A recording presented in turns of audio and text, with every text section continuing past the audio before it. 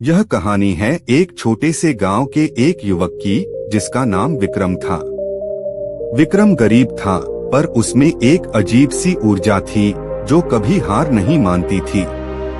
उसका सपना था कि वह बड़ा आदमी बनेगा और अपने परिवार की मदद करेगा। पारंपरिक रूप से उसका परिवार अपने मुख मेहनत से गुजारा कर रहा था, लेकिन उन्हें सुख शांति की कमी थी। विक्रम के पिता एक छोटे से खेत में काम करते थे और माता जी घर के सारे कामों को संभालती थीं। एक दिन गांव में एक बड़ा व्यापारी आया। वह अपने विभिन्न व्यापारों के लिए लोगों की तलाश में था और उसने गांव के कुछ युवा प्रतिभाओं को एक विशेष योजना के तहत आगे बढ़ने का मौका दिया। विक्रम ने भी अपनी स्थिति सुधारने का एक मौका देखा। उसने तत्परता और उत्साह से अपने आप को प्रस्तुत किया और उसे यह अवसर मिला कि वह एक व्यापार शिक्षा कार्यक्रम में शामिल हो सकता है। इसके बाद उसने अपने परिवार को इस निर्णय की खुशखबरी सुनाई और उनकी समर्थन मिली। विक्रम का अध्ययन शुरू हुआ और उसने अपनी पढ़ाई में पूरी मेहनत और समर्पण के साथ किया। उसने यह समझा कि शिक्षा ही एकमात्र माध्यम है जो उसे उसके लक्ष्यों तक पहुंचा सकती है।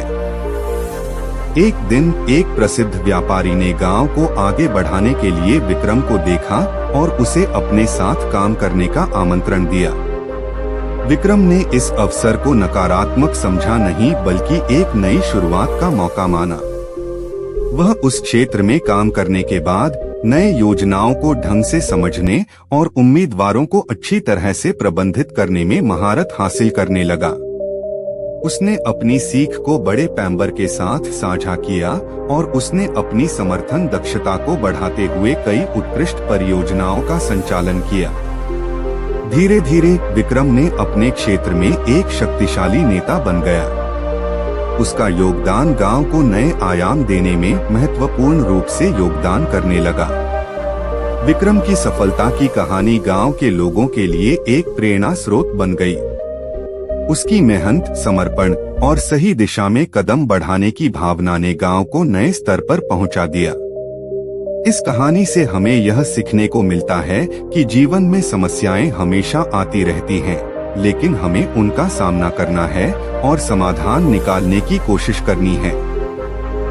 विक्रम ने भी अपनी मेहनत और संघर्ष से अपने लक्ष्यों की प्राप्ति में सफलता प्राप्त की और हमें भी इससे यह सीखने को मिलता है कि समस्याओं का सामना करना हमें मजबूती और उन्नति की दिशा में आगे बढ़ने का अवसर प्रदान कर सकता है।